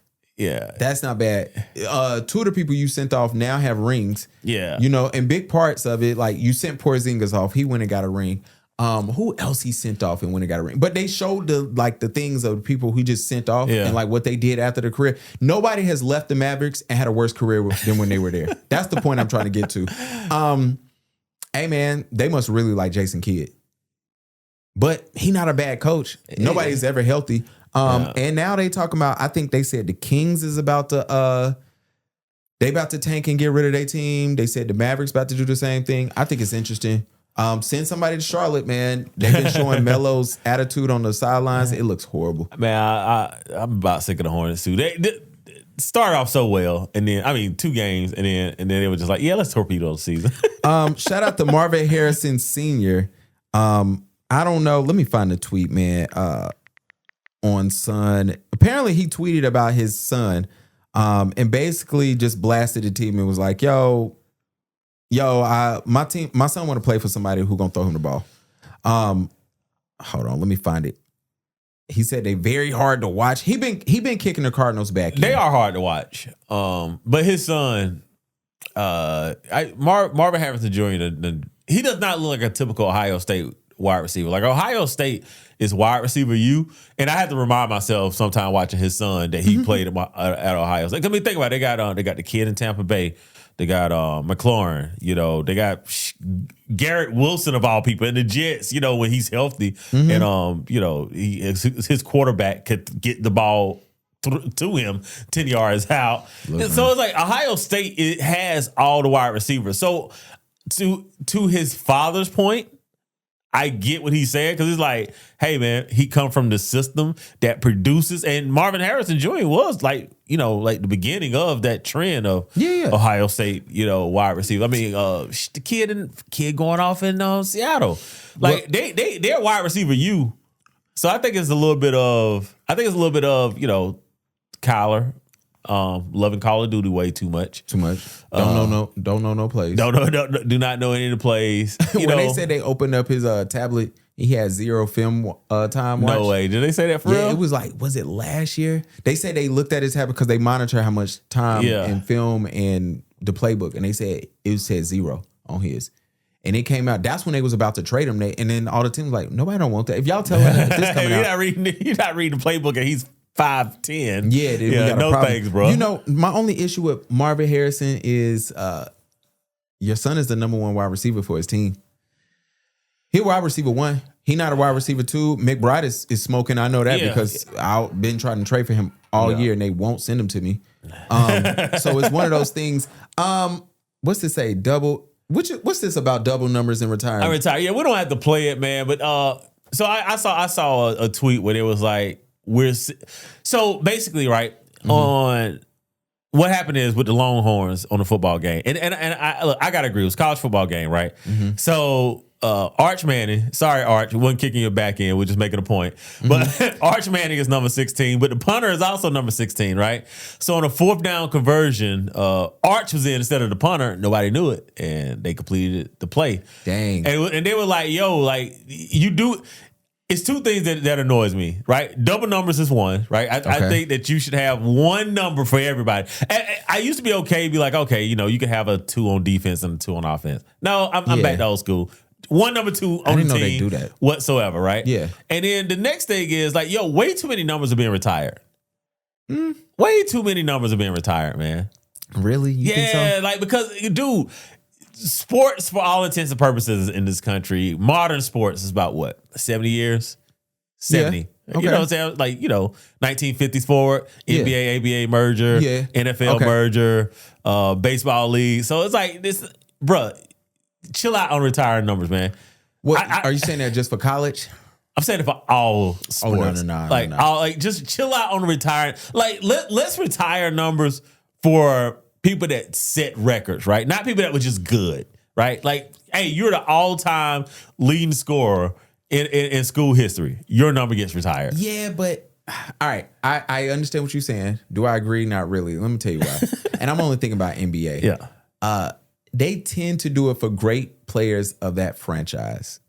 I don't know nobody that's good. They got their number retired, but like, and this sounds so jacked up. Draymond is getting his number retired. See, there you go. You just kill your argument. No. I understand that, but it ain't happened yet. So my argument stands. You're right. Draymond gonna get a statue. That's gonna really piss y'all off. It's like, and I mean, again, this is not attacking Draymond. It's just like, yo, like, bruh, no, Draymond, yes, really, really good player. Hall of Famer, because everybody gets in basketball Hall of Fame if you play for 8 years, evidently. So, but it's like, does his jersey need to be retired? Like, do kids 40 years from now need to come into the San Francisco Warriors, arena and say, oh, Draymond Green, all-time, no. Like, KD gonna get his number retired there. He only played there 3 years. Where did he play? Where would he get it? No, that's another thing. I don't think he should get his number retired because, like, where is your career? I don't believe. I'm with you. What does KD go into the Hall of Fame as? Oh, that's gonna be the last team. But Bob Myers already said what he said. Excuse me. When he was there, he said, if KD retires, we're gonna retire his number if I'm still here. Then when he left, he said that's one thing I hope would happen. No, he was only there for 2 years. I'm with you. No, bro, we got like. Can we leave it for all time greats? I'm with you, but. Then that goes to me because everybody knows, as far as my favorite players of all time, KD's number 3. I think he's going to want OKC to retire his number. They won't do it. Golden State maybe. Brooklyn ain't. No, the Rockets ain't. And it just, guess what? It just doesn't happen for you. You're a Hall of Famer, but you never built a career with any one team. But think about it. He going to be a top 15 player of all time and not have his number retired. Yeah, because you played for 8 teams. Nah, that's crazy. That's crazy. That's how it looks. Like, I mean, you're gonna have somebody like Melo who gonna have his number retired in 2 places. That shit is insane. You said Melo. I was thinking about Melo here. I was like, nah, Melo here. Like, it's like the greatest Charlotte Hornet, right? What's the most famous Charlotte Hornet? I mean, I don't know. I would say Larry Johnson. Oh, Larry Johnson. I mean, he just famous because of grandma, but yes. Do we have another Charlotte Hornet that's more famous than him? No, it's between him, Lonzo, and Baron Davis. And he should not have it. None of them should have their jersey retired. None of them is. Yeah. Kemba might get hit. Kemba probably the best one. Kemba probably should. He's probably the only one that should get his number retired. Yeah, but you know where to go. Yeah. Last thing, never mind. Bump Shaq. Shaq just said he tired. And he don't talk to his woman about some stuff. But it got him. He was talking about that, and he was talking about how as the man he takes on everybody's issues, problem. And he's being a provider. He's doing all this, and he forgets to think about himself. And it just got me thinking about the whole mental weight on men. And then when this happened with the player for the Cowboys, that shit just made me extremely sad. The weight, trauma, issues that men have to go through, and all that. And for somebody to take their own life or feel like they need to take their own life after they caught their first NFL touchdown. Yeah, it's a lot. That was a lot. And I know he dealing with trauma and mental things because he just lost his mom and is sick what y'all doing online with these fake ass stories. But that's another thing. First off, I hate the whole that we at some point we got to be able to label stuff as AI and we got to be able to label stuff as fake and we got to start back suspending accounts for doing AI and fake stuff. And the fact that Elon is doing that the best is nasty work. Yeah. And paying people for it, right? You got to pay for a check mark and then all you got to do is rage bait people and then you collect a check for it. I think that's low key. Honestly, I think it's low key destroying this platform. And the crazy part is you bought the platform so you can, basically build a AI algorithm, right, to learn from humans, right? But then you created a platform that has the worst human behavior. That really says something about the owner of the platform, if being honest. But he's doing the best part. What I was saying, he does the best part of stuff get labeled as fake. That's the crazier part. Yeah. Facebook and Instagram do not care. Yeah, like stuff we need to bring back those labels, but I don't know. I mean, if tech companies can't police themselves, then that's where you have legislation, and we just don't have it right now. Stop suspending the porn stars and suspending people with the false information. Agreed. Can't even find them no more. What you got planned this weekend? Oh, not much, man. I'm working on some pod stuff, actually. Me too. Y'all see me around. Matter of fact, I think I'm taking Christmas pictures all weekend. Get it. Trying to get this money, man. Y'all see why sooner or later, man. I need a new car. That's all it is. Look, man, I want to thank y'all for listening. Make sure y'all check out Victory Dinner Center. If you need holiday photos, please hit me up. If you want to pay me so you could take Mike out, the starting bid is at $175. I'm telling you, the first person to $250, I'm gonna just cut the bidding off. Oh man, I pay for the dinner. How about that? I'm good, man. I'm good. Nah. Thank you. Nah. If you want to take me to lunch, please let me know. I know I'm probably only going to get 30 because, I'm married, but still, I take it, man. Look, man, I want to thank y'all. Make sure you check us out. Share this with somebody. Mike will be live tonight if you hear this. And with that, we're going to holler at y'all next time. Holla at your boy.